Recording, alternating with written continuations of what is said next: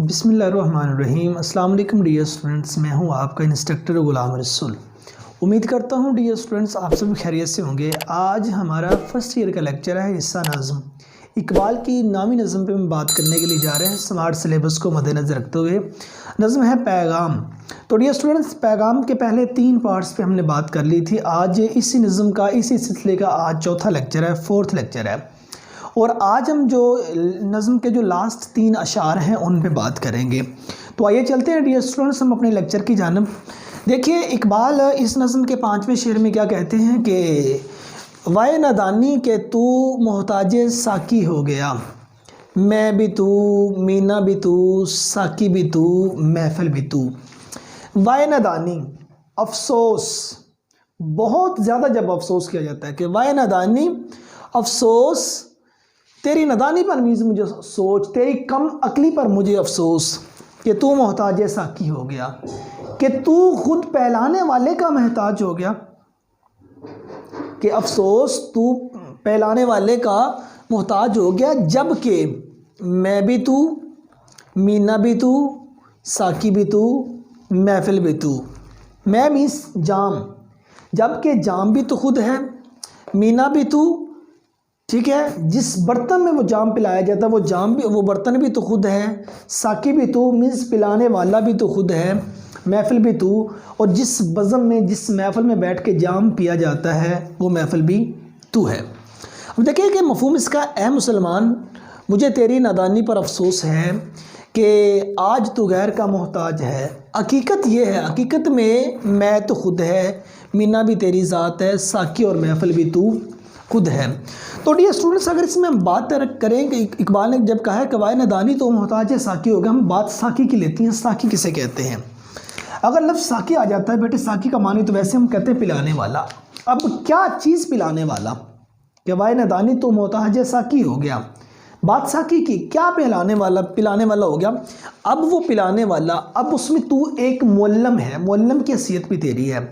اب یہاں سے مراد، پلانے والے سے مراد وہ علم پلانے والا ہو سکتا ہے، وہ عرفان ذات تک لے جانے والا ہو سکتا ہے، وہ عرفان کائنات تک لے جانے والا ہو سکتا ہے، وہ عرفان خالق کائنات تک لے جانے والا ہو سکتا ہے۔ ساقی سے مراد یہاں یہ ہے، اقبال کے خیال میں، اقبال کے لفظوں میں، ساقی کوئی یہ عام جام جو ہوتے ہیں، عام شراب ہوتی ہے وہ پلانے والا نہیں ہے۔ ساقی سے مراد وہ ایک علم پلانے والا ہے، وہ اللہ تعالیٰ کی پہچان کرانے والا ہے، وہ اس کائنات کے غور و فکر کروانے والا ہے، اور وہ اس خالق کائنات جس نے اس کائنات کو پیدا کیا ہے وہاں تک پہنچانے والا۔ ساقی سے مراد یہ ہے۔ دیکھو نا، اب اسی حوالے کا اگر یہ پہلے مصرے کو ہم دیکھیں، ہر چند ہو مشاہدہ حق کی گفتگو بنتی نہیں ہے بادہ و ساگر کہے بغیر۔ اب جب اقبال نے دوسرے مصرے میں کہہ دیا کہ پہلے مصرے میں یہ کہا کہ افسوس تیری نادانی پر کہ اب تو دوسروں کا محتاج ہو گیا، جب کہ میں بھی تو، مینا بھی تو، ساقی بھی تو، محفل بھی تو۔ اب مطلب کہ اقبال نے جو یہاں یہ باتیں بیان کی ہیں، میں، مینا، ساقی، محفل، ہم بات پہلے پکڑتے ہیں میں کیا چیز ہے۔ میں کو، میں مینس شراب، وہ جام، لیکن یہاں سے مراد ہے اپنی پہچان کا جام پینا، اپنی ذات کے اندر ڈوب جانا، وہ جام پینا، مینس صبر کا جام پینا۔ یہاں سے کہتے ہیں جام بھی وہ میں بھی تو، ٹھیک ہے نا، کہ جو جام تو نے پینا ہے اس دنیا میں آ کے وہ بھی تو، اور اس کے بعد مینا بھی تو، مینا وہ برتن جس میں جام پیا جاتا ہے، وہاں سے مراد انسانی وجود ہے، ٹھیک ہے، وہ انسانی وجود وہ تو خود ہے، اور اس کے بعد محفل، جس محفل میں بیٹھ کے وہ جام پینا ہے، مینس وہ محفل بھی تو ہے، ٹھیک ہے نا۔ محفل سے مراد یہاں کائنات ہے، وہ کائنات تو ہے، وہ جماعت تو ہے، وہ امت بھی تو ہے جس نے پینا ہے۔ اب بات ساری جو اصل آتی ہے وہ آ جاتی ہے ساقی پر، پلانے والے پر ساری بات آ جاتی ہے۔ یہ کہتے ہیں، اقبال کہتے ہیں کہ افسوس تیری اس نادانی پر، تیری کم عقلی پر کہ تو دوسروں کا محتاج ہو گیا، جب کہ ساقی تو خود ہے۔ اب ساقی جب تو خود ہے، اب ساقی سے مراد اگر ہم معلم لیتے ہیں، معلم تو خود ہے، جب معلم تو خود ہے، ٹھیک ہے نا، تو یہ ساری کی ساری چیزیں دیکھیں کہاں لے کے انسان کو آ جاتی ہیں۔ اب ساقی سے مراد ایک معلم ہے، ایک معلم تو خود ہے، تو بھئی دوسروں کو سکھانے والا ہے۔ تیری ذات سے لوگوں نے فائدہ حاصل کرنا تھا، تیری ذات سے اس کائنات نے فائدہ حاصل کرنا ہے، تیری ذات سے اس دنیا نے فائدہ حاصل کرنا تھا، لیکن مجھے افسوس اس بات کہ تو دوسروں کا محتاج ہے۔ اگر ہم ساقی سے مراد جناب جی عرفان ذات لیتے ہیں، ٹھیک ہے نا، اپنی ذات کو پہچاننے کی اگر بات کرتے ہیں وہ تو خود ہے، ٹھیک ہے نا، تو مارا مارا دوسروں کے سامنے پھر رہا ہے کہ میرے بارے میں یہ بتائیے، مجھے میری ذات تک پہنچائیے۔ عطا اقبال اسی پہ کہتے ہیں کہ اپنے من میں ڈوب کر پا جا سراغ زندگی، تو میرا نہیں بنتا نہ بن، اپنا تو بن۔ اگر آپ ساکی سے مراد عرفان ذات، عرفان کائنات لیتے ہیں، اس کائنات کی غور و فکر ہے، اور جو اس کائنات کی غور و فکر کرتا ہے تو وہ کائنات کے بنانے والے تک چلا جاتا ہے، اور جب مطلب کہ بنانے والے تک چلا جائے تو انسان کے پیچھے پر باقی کیا رہ جاتا ہے؟ عرفان خالق کائنات۔ تو پھر وہ خالق جس نے اس کائنات کو خلق کیا ہے، پیدا کیا ہے، اس کی پہچان ساکی سے مراد یہ ہے۔ اور اقبال کہتے ہیں کہ ساکی بھی تو، اور جب ساکی تو ہے، یہ ساری کی ساری اپنی پہچان بھی تو کر لے گا، اور مینا سے مراد تیرا اپنا وجود ہے۔ یہاں سے مراد ٹوٹلی طور پر، مکمل طور پر جو بات اقبال نے اگر میں ایک لفظ میں کہوں وہ فلسفہ خودی میں سمو کے رکھ دی ہے، کہ اپنے آپ کو پہچاننے کی ساری بات کر دی ہے، ٹھیک ہے نا۔ اور جب انسان اپنے آپ کو پہچان لیتا ہے نا تو اس وقت دنیا کے سارے جھنجھٹ، رولے جھگڑے سب ختم ہو جاتے ہیں۔ اب اسی شعر کی چند حوالہ جاتی اشعار آپ دیکھیے کہ جس میں اقبال کی بڑی خوبصورت نظم کی زندگی ہو میری پروانے کی صورت یا رب، علم کی شمع سے ہو مجھ کو محبت یا رب، کہ تو اپنی خود ہی کھو چکا ہے، کھوئی ہوئی شے کی جستجو کر۔ اور اس کے بعد اقبال کا تیسرا شعر دیکھیے کہ غیرت ہے بڑی چیز جہانے تگ و دو میں، غیرت ہے بڑی چیز جہانے تگ و دو میں، پہناتی ہے درویش کو تاجے سر دارا۔ اور اس کے بعد ہے دیار عشق میں اپنا مقام پیدا کر، نیا زمانہ نئے صبح و شام پیدا کر، اٹھانا شیشہ گرانے فرنگ کے ایساں، سفال ہند سے مینا و جام پیدا کر۔ اور اس کے بعد اقبال کا دیکھیے کہ ہزار چشمہ تیرے سنگ سے پھوٹے، خودی میں ڈوب کے ضرب کلیم پیدا کر۔ اور یہ بہت خوبصورت اقبال کے شعر کہ تو راز کن فقاں ہے اپنی آنکھوں پر عیاں ہو جا، خودی کا رازداں ہو جا، خدا کا ترجمہ ہو جا، کہ خودی میں ڈوب جا غافل، یہ سر زندگانی ہے، نکل کر حلقہ شام و سحر سے جاوداں ہو جا۔ اور اسی سلسلے کا نیکسٹ آپ شعر دیکھیے، شعر نمبر 6 ہے، جس میں اقبال کہتے ہیں کہ شعلہ بن کر پھونک دے خاشاک غیر اللہ کو، خوف باطل کیا ہے کہ ہے غارت گر باطل بھی تو۔ کہتے ہیں کہ شعلہ بن کے پھونک دے خاشاک غیر اللہ کے، تو ایک چنگاری بن کر، تو ایک شعلہ بن کر پھونک دے، ختم کر دے، جلا دے خاشاک۔ خاشاک کا مطلب ہوتا ہے تنکے، غیر اللہ باطل قوتیں جو اللہ کے علاوہ قوتیں ہیں، کہ تو شعلہ بن کر اللہ کے علاوہ جو قوتیں ہیں وہ تنکے کی طرح تو ان کو جلا دے۔ خوف باطل کیا ہے؟ باطل کا خوف کیا ہوتا ہے کہ ہے غیرت گر باطل بھی تو۔ باطل کا خوف کیا ہوتا ہے؟ جب کہ باطل کو ختم کرنے والا تو خود ہے، کہ تو شعلہ بن کر یہ جو غیر قوتیں ہیں یا یہ ایسی طاقتیں ہیں کہ جو اللہ تعالیٰ کے سامنے، جو اللہ تعالیٰ کے خلاف ہے، اللہ تعالیٰ کے دین کے خلاف ہے، تو شعلہ بن کر ان کو جلا دے۔ تو باطل سے کیوں ڈرتا ہے؟ تو باطل کو ختم کرنے والا ہے۔ کہتے ہیں کہ اے مسلمان، تو شعلہ بن کر اللہ کے علاوہ ہر قوت کو جلا کے رکھ دے، کہ تو آج باطل کا خوف کھاتا ہے، تو خود باطل کو ختم کرنے والا ہے۔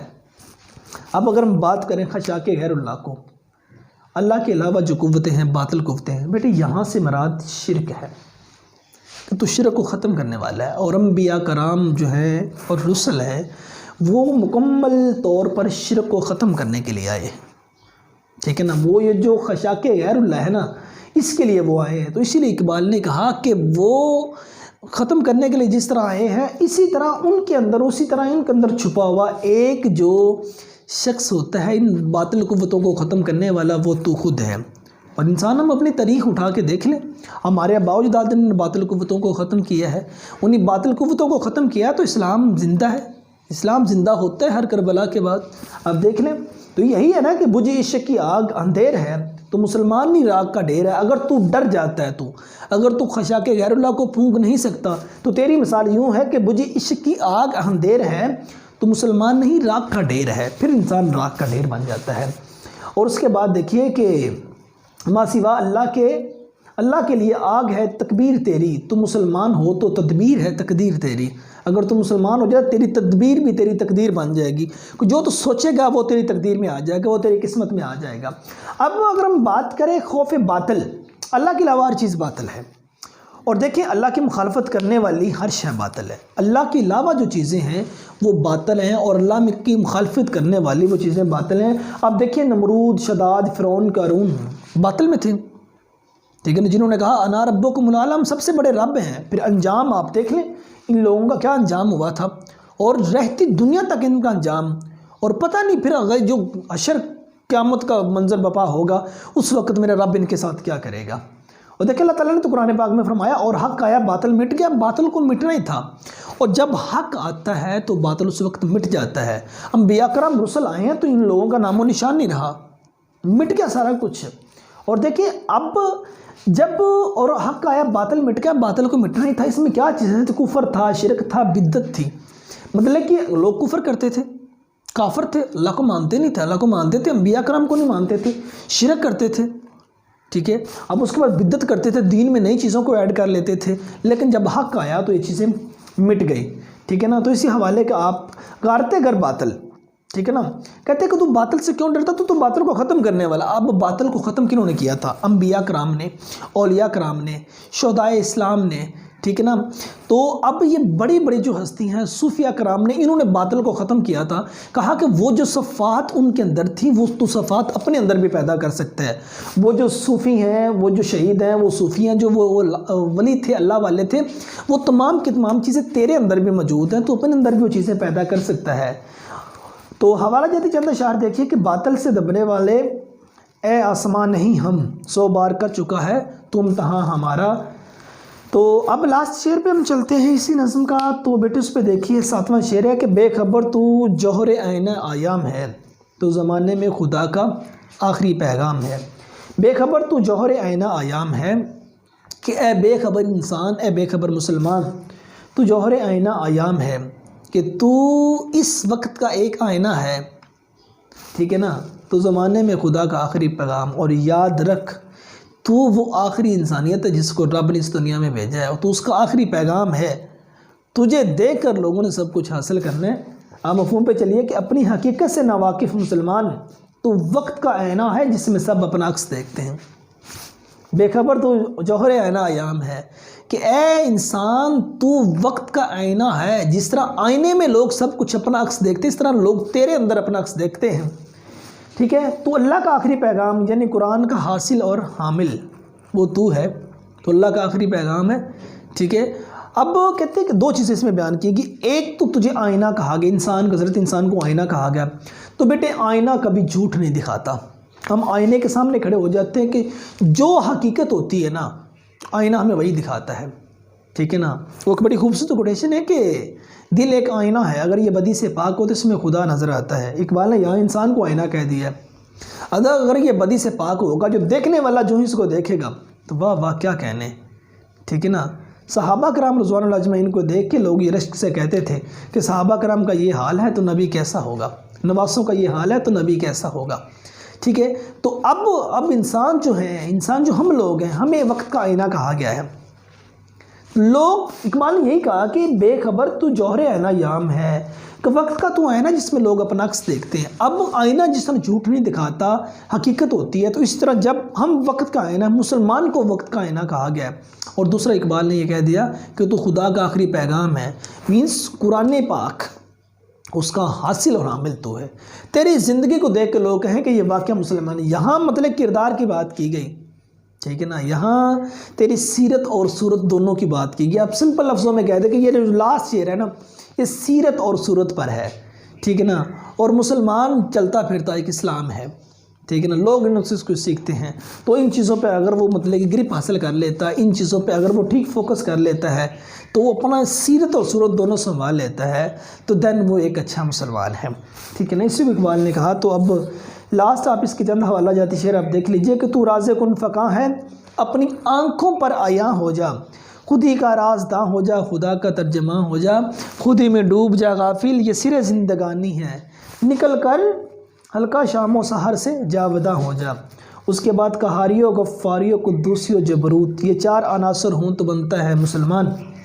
کافر کی یہ پہچان کے آفاق میں گم ہے، کافر کی یہ پہچان کے آفاق میں گم ہے، مومن کی یہ پہچان کے گم ہے اس میں آفاق۔ کافر کی یہ پہچان ہے وہ دنیا میں گم ہے، اور مومن کی یہ پہچان ہے کہ دنیا مومن کے اندر گم ہے، ٹھیک ہے۔ اور اس کے بعد مقام فانی مکی آنی ازل تیرا اب تیرا خدا کا آخری پیغام ہے تو جا ودا ہو جا۔ تو ڈیئر اسٹوڈنٹس، آج ہمارا حصہ نظم میں اقبال کے نامی نظم پیغام، اس کا یہ لاسٹ چوتھا حصہ جو تھا، 4تھ لیکچر تھا، اس پہ آج ہم بات کر رہے تھے۔ تو امید کرتا ہوں کہ ڈیئر اسٹوڈنٹس یہ جو آج ہم نے 3 اشعار پہ بات کی آپ کی سمجھ میں آگے ہوں گے۔ تو ڈیئر اسٹوڈنٹس نیکسٹ لیکچر میں ملتے ہیں، اپنا ڈھیر سارا خیال رکھیے گا، فی امان اللہ۔